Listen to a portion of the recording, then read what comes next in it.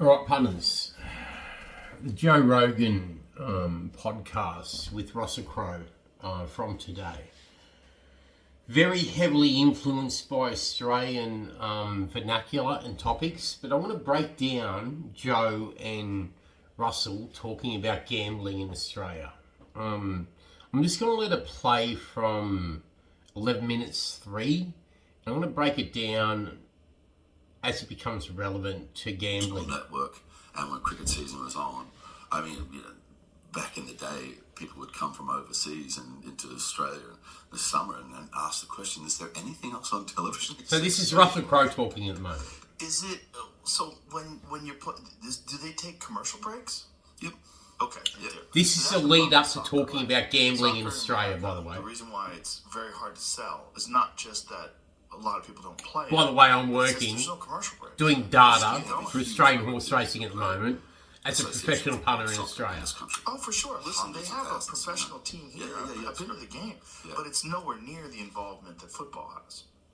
No, American football right. in this country. Yeah, no, for not sure. even close. Yeah. Well, see, all of our sports that we like in Australia, apart from cricket, tend to be quite compact, 80-minute game, 90-minute game, 10-minute half-time. And it's part of your day. Mm-hmm. It's not your whole day. Right. It's like we'll go to a football game and then we'll go and have dinner or go and do something else. So let's break down that comment to start with. Let's break down that comment to start with, right? Russell Crowe owns South Sydney, right? The Rabbitohs. When he talks about the length of a game in Australia, we have one-day cricket, we have test cricket, we have rugby league, we have rugby union, we have AFL. Test cricket is a 5-day game. He talks about cricket here, but he doesn't break down the 3 versions of the sport. Test cricket over 5 days, one-day internationals, and fucking 2020s. Alright, so this needs to be broken down for North American marketplace. One-day cricket is like baseball. T20 is like an American football game. Test cricket is over 5 days. It's longer than a golf tournament over 4 days. Alright? It's really important you understand the psychology of Australian sports. And it relates back to how we gamble in Australia too. Continuous, that the idea of stopping for a commercial break gets quite tricky. Yeah, that makes sense. It's always been fascinating to me that rugby never took off in America. Yeah. Because it seems like kind of a more savage version of football. Yeah. Well, the way I think it plays out is you've got rugby union, right, which is 15 men aside. Every time a player is tackled, you recompete for the ball. You have rucks, mauls, you have lineouts. It's a very different game. But there's another version of rugby called rugby league, which was played in the north of England. And that has a defined period of offence. Okay, so when he starts to talk about rugby league here now, I mentioned earlier that Russell owns one of the 17 teams in rugby league in Australia, the South Sydney Rabbitohs, and he'll go on to explain this further. And this relates back to gambling on sports, deeper into this conversation. This is a really interesting topic that I break down here, punters, from one of the best podcasts on the planet. And defence, and I think that's where American football comes from. I actually own a team in Australia in the NRL, the National Rugby League, the South Sydney Rabbitohs, the oldest team in the game. 1908 we were formed. I bought the team in 2006. And it's very easy to explain to Americans. Have American friends come down. I spend maybe 20 minutes talking to them, and they get the game. And they start to dig it. My girlfriend at the moment, actually, Brittany, was one of the reasons why I really started being attracted to her, because she understood the game straight away. And then I find out that when she was younger, she was a cheerleader for the New Orleans Saints. Oh, wow. While she was studying electrical engineering. So, it's a very similar. Rugby league is a very easy game for Americans to follow. Now, how it's refereed becomes frustrating for an American audience. Now, when he goes into refereeing the game, he's talking from the owner of a franchise perspective, and he relates it back to American football. But what he says about rugby league and rugby union, and league being the easier of the two games to understand, that's very true. In union, everyone has the opportunity to get control of the ball after each tackle. In league, we run on sets of 6 tackles, unless there's a penalty where offense can become defense very quickly. But yeah, I'll let Russell talk more. Because there's so much room for interpretation, referee to referee, game to game, situation to situation, so it can get frustrating. I think one of the greatest things about American football from the outside of them...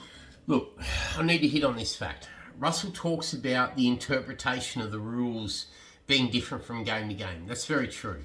And that mostly comes down to the 10-metre rule, forward passes, running in play, and how the game gets played, right? But he's talking about it from an owner's perspective. So he's got a certain bias related to the team that he owns, and negative decisions that have been made against him as a team owner since he bought the team in the early 2000s. That's my personal opinion. We haven't got into the gambling side of it yet. We've got a lot more to discuss yet, punters. I break this conversation down brilliantly.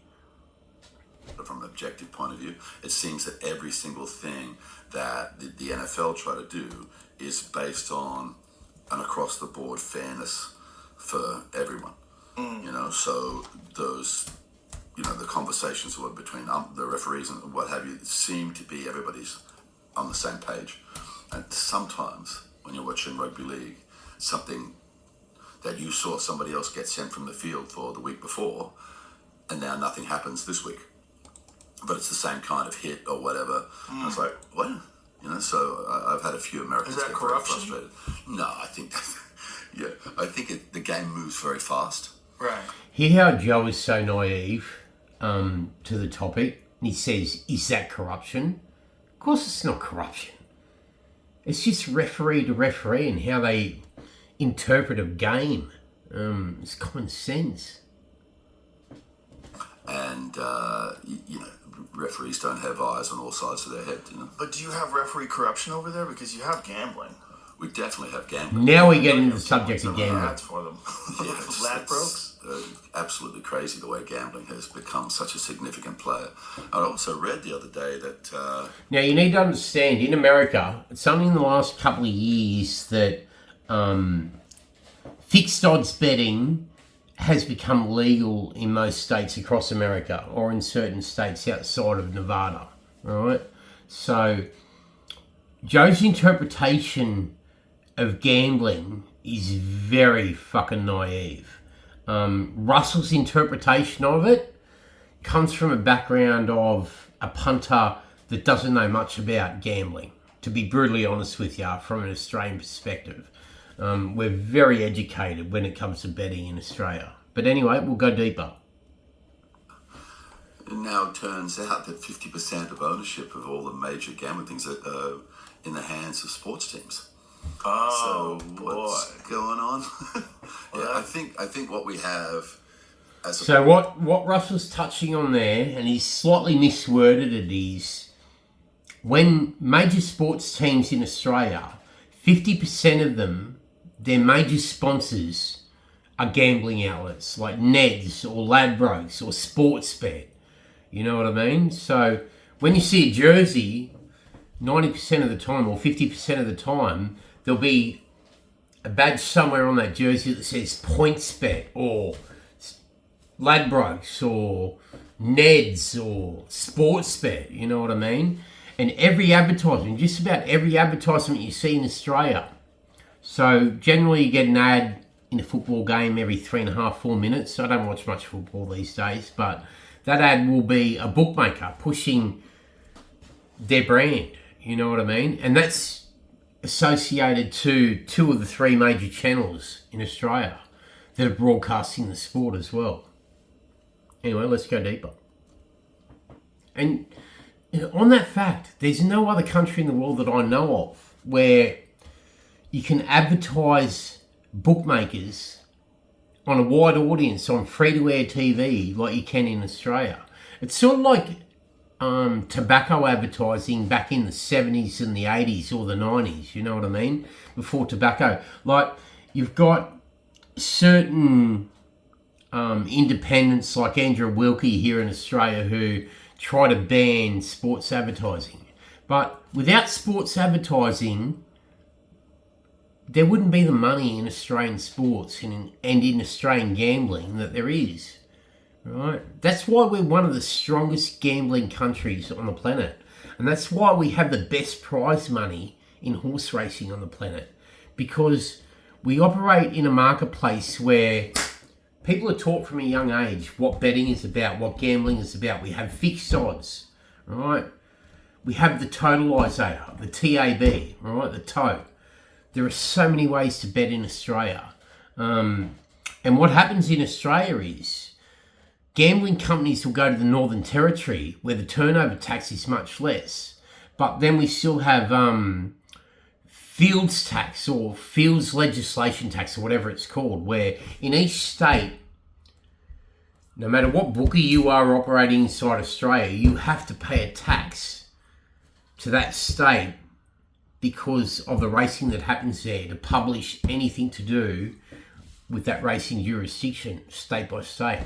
In America, they operate state by state racing laws as well, or gambling laws. In Australia, we have state by state racing laws, and you have New South Wales competing against Victoria, consistently increasing prize money, pop-up races like the Everest for 20 million, the Golden Eagle for 10 million. Now the Melbourne Cup's worth 10 million. You'll hear Russell Crowe talk about the Melbourne Cup in a minute, right? We're the richest gambling we're the richest gambling country on the planet because we know how to do it, and we do it very well here in Australia. And we legislate it very well. As opposed to corruption is natural bias, because guys come out of the game. So there's 17 clubs in the NRL at the moment, and guys who are in. So the subject he's going to get onto here is talking about when a player leaves a sport and then starts betting on it, right? And that's not match fixing. That's point fixing, right? You go back to cricketers. It was a cricketer from Pakistan, 18-year-old, 19-year-old. I forget his name now. He did 5 years in jail in England. And when he was a young fast bowler, he got caught match fixing. It's not match fixing. You can bet on a match, or you can bet on individual outcomes inside a game. So, like in Test cricket, you might bet that there's going to be more or less than 3 runs scored in an over, right? Okay, so that's an individual point of a match that doesn't affect the outcome of a game, right? That's the way that match fixing happens in more depth. And it happens generally from India when it comes to cricket, right? There are lots of good books on this. I can give you 100 of them. But when it comes to rugby league, right, what happens is point fixing becomes about first try scorer, or what will be the first scoring opportunity of either side. It might be a field goal or a penalty conversion, right? Back about 2008, I got asked to give evidence from a professional punter's perspective in a court case about an Australian footballer in rugby league who got involved in a point fixing scenario where he caused a penalty so that the opposition would have the opportunity to score the first points in the match, which was a penalty conversion. His name was Ryan something, I can't remember it. One of my ex-business partners in Queensland, he was asked to give evidence on it. He asked me to give evidence on it. He ran a private investigation company. I'm not going to go into names there, but yeah, he asked me to give evidence on it, but yeah, that's like, he ended up getting found guilty, that footballer. I'm not sure if he did time or not, but yeah, like, point fixing is much more prevalent than match fixing. Russ will go into a little bit depth here, but I'll go into it in more depth after. Americans are so naive to how gambling really works. In positions like referees or video refs or whatever, they have a club.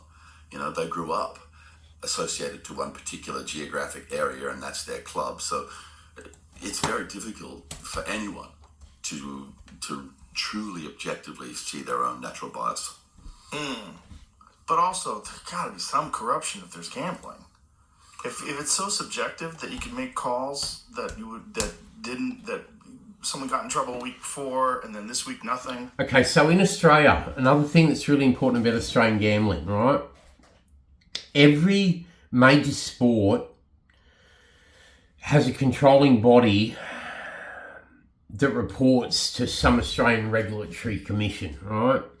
And then you'll have Australian sports like rugby league sponsored by this data provider or this bookmaking agency. Now, the federal government in Australia has the right to come to any bookmaker that's based in Australia and ask to look at their books so they can understand the amount of match fixing or point fixing that may be prevalent in a sport. And it is the duty of every bookmaker in Australia to report any suspicious betting activity, right? In Australia, up until the point of post or the time a match starts, you can bet over the internet. Once the game starts, it's called in play. Once a game becomes in play, you have to pick up a phone to bet, right? So you ring your bookmaker or you ring the betting agency, they'll quote you the odds and you place the bet manually, verbally, right? Up until that, you bet before post over the internet. If you want to bet in play, you've got to pick up the phone to bet. Countries like England are a little bit different, where you can bet in play over the internet.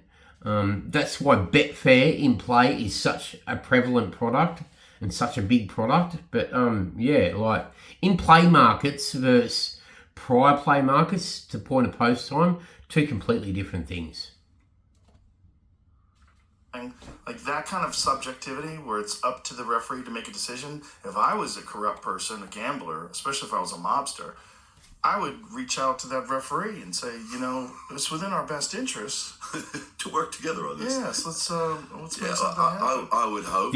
Joe really shows his naivety here, right? Match fixing happens all day, every day of the week. But as a professional punter that I am, right? My grandfather used to say to me, right, about horse racing in Australia, the 1% of races that are corrupt, if that's the difference between you winning or losing long term, you shouldn't be gambling. Any professional punter is looking for a 10% edge on turnover. 1% of games are corrupt. Sometimes that 1% of the game that's corrupt can work in your favour, not against you. So you need to halve that.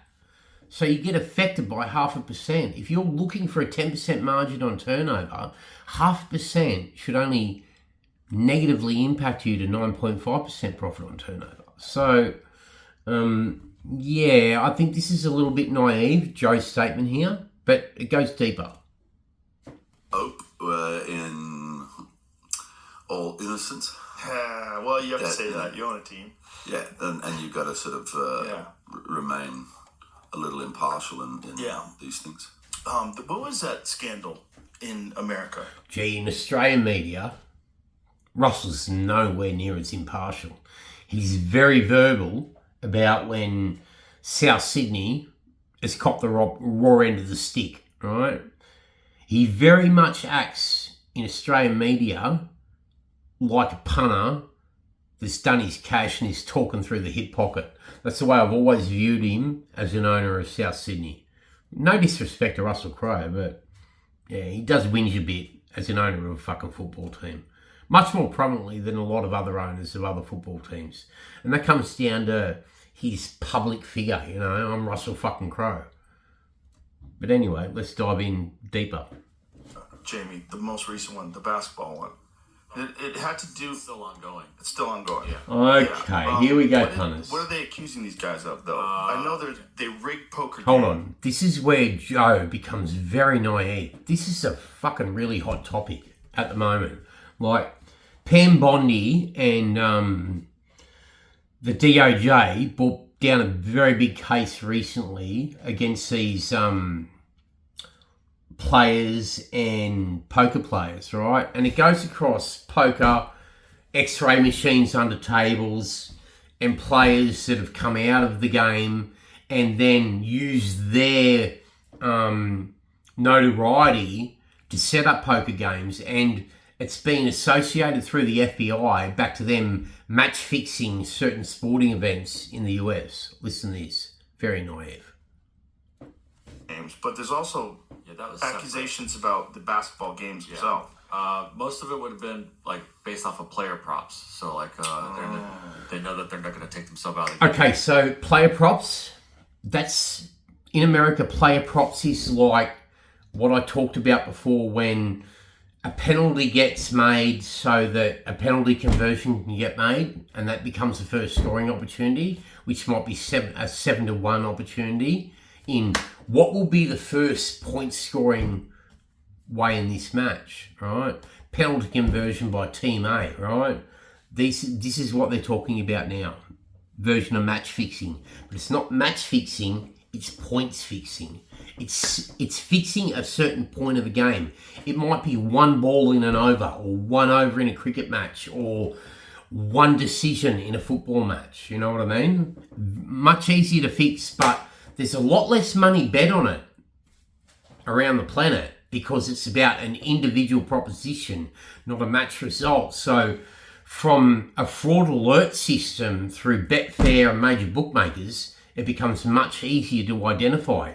If an opportunity becomes 7-1 or $8, 12.5% of the market, and all of a sudden there's been a lot of money bet on it, and it becomes 2-1, $3, 33% of the market, that's a big change in the market.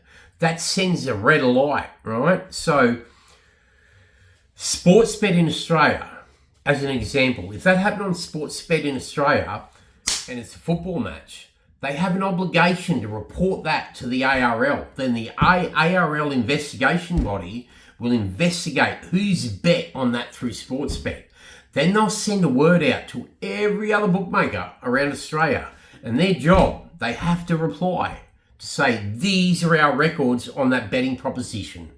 And it gets delved into. That's how we dictate, and that's how we've got such good gambling regulations in Australia, because every bookmaker that is onshore, that operates onshore in Australia, has to provide that information to the federal government. In America, it's completely different. It's lawless. So bookmakers that are operating offshore, like out of Vanuatu, like a lot of bookmakers in Australia will go to Vanuatu to avoid turnover tax. Or if you're an international bookmaker like Intersports or Interwetten or, one of the big ones in Europe, they don't have to provide that information to Australia, right? That's why Australia is such a strong gambling district. And that's why gambling turnover in Australia, there is some portion of every dollar that gets bet in Australia that goes back to the sport to make the sport better. That's why a racing industry has such large prize money. The games, like just take the under on, I'm not going to score 20 points, I'm only going to be there for 10 minutes. Wink, wink. Or these players aren't going to play in this game. Bet against this. That's sort of what This is players gambling, is it? One of the coaches was doing it too, or giving information. I mean, he was. Thing is they were tied to the poker game too. Oh. And so it's just a full-on criminal enterprise. One of them, I just saw on the news today that the one player who's been tossed around. Do you know what blows me away? Russell Crowe, who owns a football team in Australia, who supposedly knows a lot about gambling, is asking questions about this subject. This was front page news. If you keep up with American politics, this was a major FBI bust a couple of weeks ago. Cash Patel and Pam Bondi put this subject to the sword and really lent in on it as a major bust. He had a big IRS debt, and all of this sort of started around the same time too. Oh, he was trying to pay off his debt, so he got corrupt. So it operates, a lot of the time it operates a little bit like compromat, which is a Russian word for compromise. In the Okay, so I'm going to divert a little bit here. In the intelligence world, when you're involved in politics, there's every chance of compromise, which is Russian intelligence that uses information they know about you to extort you, right? This is very similar. In the gambling world, if you're a footballer who has a bad gambling debt, you're a person, or any sport, and they know that you're a bad gambler, you become very susceptible to criminal organisations for approaches. It happens all day, every day of the week, especially in Asia, countries like India, Pakistan. Here's something not many people know, but a lot of what happened, right? Javed Mandad, the ex-captain of Pakistan, his sister was married, right? We talk about 9/11, right? We know who caused 9/11. One of Javed Mandad's sisters was engaged to the brother of the guy that pulled off 9/11. I'm not going to mention his name here. We all know who he was, but that was a major source of cricket corruption during the mid to late 80s, and how much money went across the border from Pakistan to Afghanistan. It's proven, it's true. Cricket corruption in the 80s, late 80s, mid 80s, right? A lot of that money went to terrorism. True story. I know more about this subject than most people on the planet. Aren't they ripping off their friends in the poker games? That I don't know, because I've seen Allegedly. clips. Yeah, I've seen clips of this. People knew about this a year or two ago on Instagram. They're like, I was at a fucking rigged game, and I know the people involved and know that I should not, I'm not going there and losing my money. How did they know it was rigged? The people involved. All right, Punter, so I think I've covered a fair bit of part one of how I'm going to break down this Joe Rogan episode. Definitely not. We're only 17 minutes into this episode. It goes for 2 hours and 58 Read minutes. the cards. They had like And- an X-ray machine. All right, we've covered 27 minutes of topic here. Russell Crowe, Joe Rogan, and the punter known as the GOAT, breaking down how gambling really works. I think this has been really interesting. It's 27 minutes long now. I'm going to cut it here.